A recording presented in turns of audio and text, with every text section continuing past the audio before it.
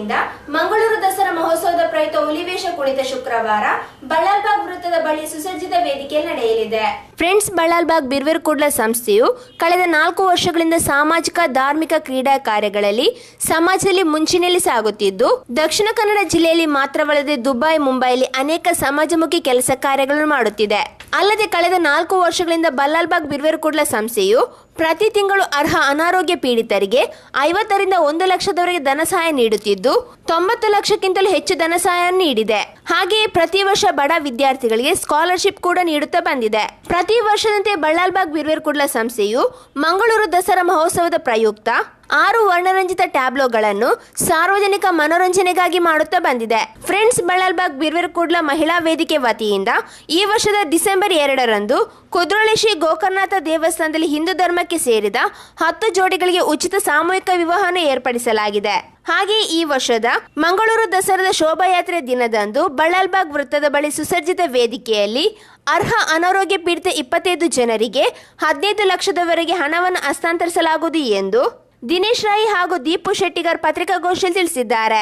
ಬಹುಶಃ ಪ್ರತಿ ತಿಂಗಳು 50,000ದಿಂದ 1 ಲಕ್ಷದವರೆಗೆ ಅನಾರೋಗ್ಯ ಪೀಡಿತರಿಗಿರ್ಬೋದು, ಅಥವಾ ಯಾರಾದರೂ ಬಡ ಹೆಣ್ಣು ಮಕ್ಕಳ ಮದುವೆಗೆ ಇರಬಹುದು, ಅಥವಾ ವಿದ್ಯಾನಿಧಿಗಿರ್ಬೋದು, ಇಂತಹ ಸಾಮಾಜಿಕ ಕಾರ್ಯಗಳಲ್ಲಿ ನಾವು ತೊಡಗಿಸಿಕೊಂಡಿದ್ದೇವೆ.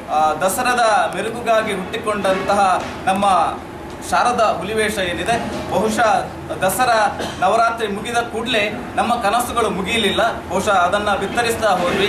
ಖಂಡಿತವಾಗಿಯೂ ದಸರಾಕ್ಕೆ ಸೀಮಿತವಾಗದೆ ಪ್ರತಿ ವರ್ಷವೂ ಕೂಡ ನಮ್ಮ ಈ ಕೆಲಸವನ್ನು ಮಾಡ್ತಾ ಬಂದಿದ್ದೇವೆ. ಬಹುಶಃ 4ನೇ ವರ್ಷದ ಈ ಸಂದರ್ಭದಲ್ಲಿ ನಾವಿದ್ದೇವೆ.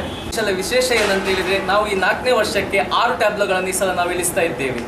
ಮನೋರಂಜನೆಯ ಜೊತೆಗೆ ಜನರಿಗೆ ಸೇವೆ ಮಾಡುವುದು ನಮ್ಮ ಮುಖ್ಯ ಉದ್ದೇಶ. ಯಾಕಂತ ಹೇಳಿದ್ರೆ ಈಗ ಸಮಾಜದಲ್ಲಿ ನೋಡ್ಬೋದು, ಹಲವಾರು ಮಂದಿ ಹಲವಾರು ಸಮಸ್ಯೆಗಳನ್ನು ಅನುಭವಿಸ್ತಾ ಇದ್ದಾರೆ. ಬಡವರಿಗೆ ಗೌರ್ಮೆಂಟ್ ಇಂದ ಫೆಸಿಲಿಟಿ ಸಿಗ್ತದೆ, ಶ್ರೀಮಂತರಿಗೆ ಅದರ ಅವಶ್ಯಕತೆ ಇರುವುದಿಲ್ಲ. ಮಧ್ಯಮ ವರ್ಗದವರಾಗಿರ್ಬೋದು, ತೀರಾ ಕಡು ಬಡವರಾಗಿರ್ಬೋದು, ಹಲವಾರು ಸಮಸ್ಯೆಗಳನ್ನು ಅನುಭವಿಸ್ತಾ ಇದ್ದಾರೆ.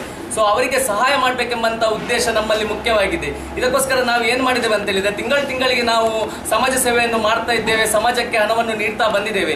ಅದರ ಜೊತೆಗೆ ಈ ಉಳಿದವರಿಗೂ ಕೂಡ ನಾವೊಂದು ಸ್ಪಷ್ಟ ಸಂದೇಶವನ್ನು ಕೊಡಬೇಕು. ಈಗ ಏನಾಗಿದೆ ಅಂತ ಹೇಳಿದ್ರೆ, ಸಮಾಜ ಕೇವಲ ಮನೋರಂಜನೆಗೆ ಮಾತ್ರ ಸೀಮಿತವಾಗಿದೆ. ಮನೋರಂಜನೆ ಮಾಡುವುದು, ಜನಗಳನ್ನು ರಂಜಿಸುವುದು ಅಲ್ಲಿಗೆ ಸ್ಟಾಪ್ ಆಯಿತು.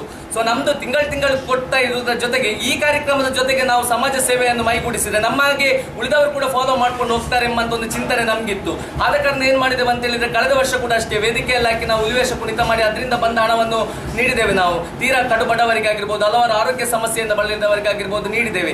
ಈ ಸಲ ಏನ್ ಮಾಡಿದ್ದೇವೆ ಅಂತ ಹೇಳಿದ್ರೆ, ಅದೇ ರೀತಿ ಈ ಸಲ ನಾವು ಮಿನಿಮಮ್ ನಮ್ದು ಟಾರ್ಗೆಟ್ ಈ ಸಲ 15 ಲಕ್ಷ ಇಟ್ಟಿದ್ದೇವೆ. 15 ಲಕ್ಷ 25 ಫ್ಯಾಮಿಲಿಗೆ ಕೊಡ್ಬೇಕೆಂಬಂತ ಒಂದು ಚಿಂತನೆಯನ್ನು ಮಾಡಿದ್ದೇವೆ. ಅದೇ ಪ್ರಕಾರ 19ನೇ ತಾರೀಕಿನಂದು ಮಧ್ಯಾಹ್ನ 2:15 ಗಂಟೆಗೆ ಬಳ್ಳಾಲ್ಬಾಗ್ನ ಗ್ರೌಂಡ್ ನಲ್ಲಿ, ಬಳ್ಳಾಲ್ಬಾಗ್ ವೃತ್ತದ ಹತ್ರ ನಾವು ಒಂದು ಸ್ಟೇಜ್ ಹಾಕಿದ್ದೇವೆ. ಅಲ್ಲಿ ಈ ಹುಲಿವೇಷ ಕುಣಿತವನ್ನು ನಡೆಸಲಿಕ್ಕಿದ್ದೇವೆ. ಈ ಸಂದರ್ಭ ಪತ್ರಿಕಾಗೋಷ್ಠಿಯಲ್ಲಿ ಅಧ್ಯಕ್ಷರಾದ ರಾಕೇಶ್ ಪೂಜಾರಿ, ಮಹಿಳಾ ವೇದಿಕೆ ಅಧ್ಯಕ್ಷರಾದ ಶ್ರೀಮತಿ ವಿದ್ಯಾ ರಾಕೇಶ್, ಪ್ರಧಾನ ಕಾರ್ಯದರ್ಶಿ ಕಿಶೋರ್ ಬಾಬು ಉಪಸ್ಥಿತರಿದ್ದರು.